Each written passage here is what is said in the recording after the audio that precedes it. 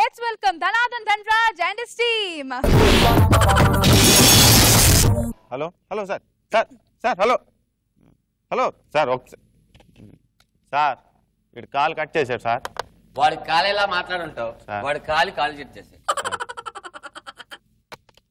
ముందు మన ఆఫర్స్ చెప్పినప్పుడు వాళ్ళకి క్లారిటీగా చెప్పాలి sir.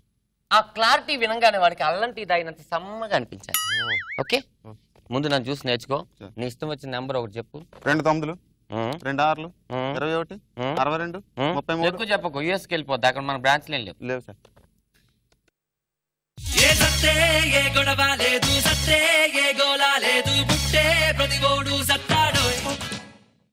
Hello hello, caller tune అదిరిపోయింది సార్. నిజమే సార్, చస్తే ఏ గొడవ లేదు. చచ్చిపోయిన తర్వాతే సార్ మళ్ళీ ప్రాబ్లమ్స్ అన్ని స్టార్ట్ అవుతాయి. ఏం మాట్లాడుతున్నా? ఎవరు మీరు? సార్ నా పేరు ధనరాజ్ అండి, మాది ఎస్విసి కంపెనీ సార్.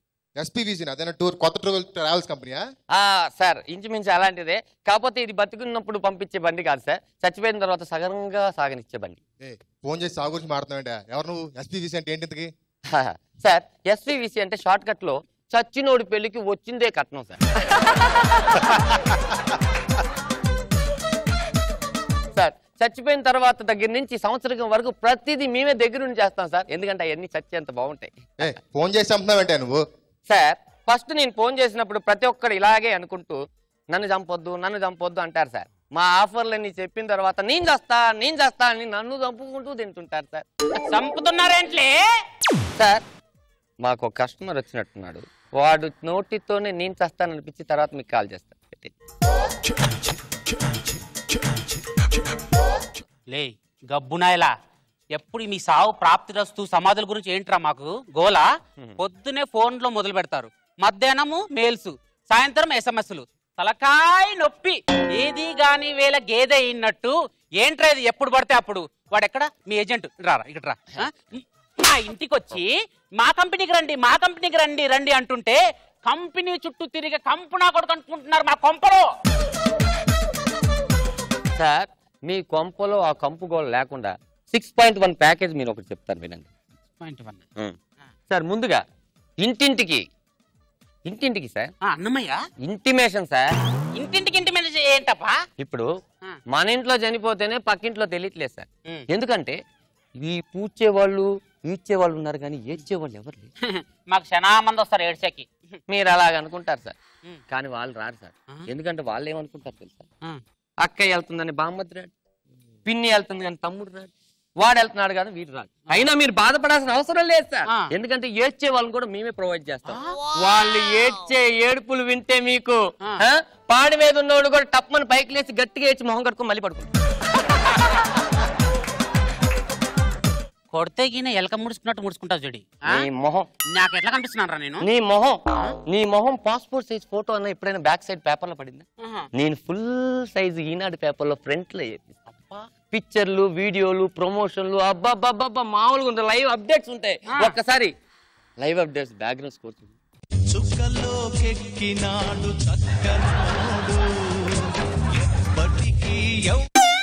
ఎలా చాలా బాగుండదు పిక్చరే కాదు, ప్రమోషన్ కూడా మామూలుగా ఉండదు. చౌరస్తాలో 4 ఇటుకలు పెట్టి జిరాక్స్ కాపీ పెట్టేసి చీప్ గా నేను చేసాను సార్. మీది 10x20 ఫ్లెక్స్లు వీధికి సెటప్ చేపిస్తా. ఏంటి జూబ్లీ చెక్ పోస్ట్ దగ్గర నుంచి బంజారాస్ పీవీఆర్ మాల్ దాకా ఆ డివైడర్స్ మీద లాలీపప్పులు పెట్టిస్తా. లాలీపప్పులు అంటే నువ్వు మీ పిల్లోడు చీకేది కాదు, లాలీపప్పులు అంటే నువ్వు ఉన్నావో పోయావో అని జనాలకు తెలిసేది. మామూలు పబ్లిసిటీ కాదు సార్ మీకు, కాకపోతే కేవలం 5 లక్షలే. 5 లక్షలా?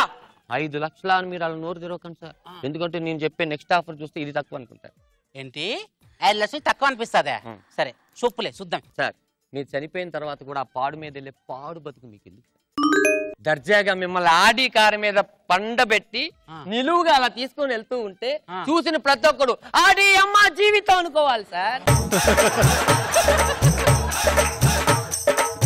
అది చూసి ప్రతి ఒక్కరు మిమ్మల్ని కాంటాక్ట్ చేయాలి, ఆ తర్వాత వాళ్ళు నన్ను కాంటాక్ట్ చేయాలి. అది సార్ మా ఆఫర్. దీనికి కేవలం 4 లక్షలు. 4 లక్షలా? ఏ ఫోన్ లేప గొంతు తీసి పూచేదానికి 4 లక్షలు సెటప్ అవసరం అప్ప? ఏరా 8 గంటలు పడుకునే ఇంటికే 20,000 రెంట్ కడుతున్నావే, శాశ్వతంగా పడుకునే దానికి 4 లక్షలు కాదు 40,000 ఇవ్వలేవా? ఈ మధ్య సుబ్బారావు నా ఫ్రెండ్ ఒకటి నా దగ్గరికి వచ్చాడు. ఇంత ఖర్చు నాకు ఎందుకయ్యా, గుంటతో వేసి కప్పెట్టేమన్నాడు. కప్పెట్టేశా. ఈ మధ్య పడిన వానలకి ఒకరోజు చెయ్యి బయటకు, రెండో రోజు కాలు బయటకు, మూడో రోజు మొండెం బయటకు. వాడు లేచి తిరిగేస్తున్నాడు. అవసరమా నీకు అలాంటి బతికి? అవసరమా? అసలే వాడు వర్షంలో తడిచి జలుబు చేసి నాకు తడిస్తే జలుబు చేస్తుంది. వద్దు, నాకు పాలు రాతి ఆ ఎరుపు రంగు పోయి. పాలు రాతి ఎరుపు రంగు. ఎరుపు అంటే ఎవరు? మీరంటే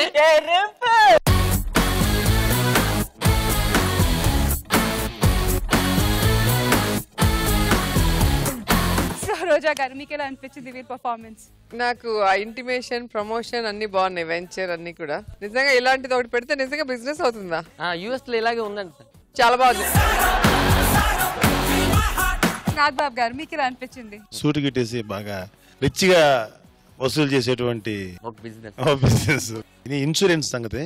నిజంగా ఇన్సూరెన్స్ వాడు వచ్చి ఏమండి మీరు చనిపోయిన తర్వాత అంటే ఫస్ట్ కాలుతుంది మనకి. చూడండి, మీరు సడన్ గా పోయారు, మీ కుటుంబం అనాథలు అయిపోతారు, మీ బిడ్డలు అడుగు తింటుంటారు, మీదే అయిపోతారు. అదే మరి ఇన్సూరెన్స్ కట్టారనుకోండి, చూడండి హాయిగా మీరు చచ్చిపోగానే మీ పిల్లలు ఎంత డబ్బులు వస్తాయో. నువ్వు చేసింది కూడా నాకు అది గుర్తొచ్చింది చూస్తుంది. నేను మొన్న ఒక టీవీలో యాడ్ చూసాను సార్. బాగా గజ దొంగ అసలు ఎవరినైనా పొడి చేస్తాడు.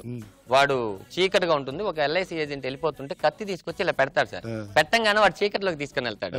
బయటకు వచ్చేసరికి ఇది అడుగుతుంటాడు, సార్ ఏ స్కీమ్ కట్ట, వాడు మార్చేస్తాడు. బాగా చేసావు, మంచి కాంటెంపరీ సబ్జెక్ట్ తీసుకుని. గుడ్.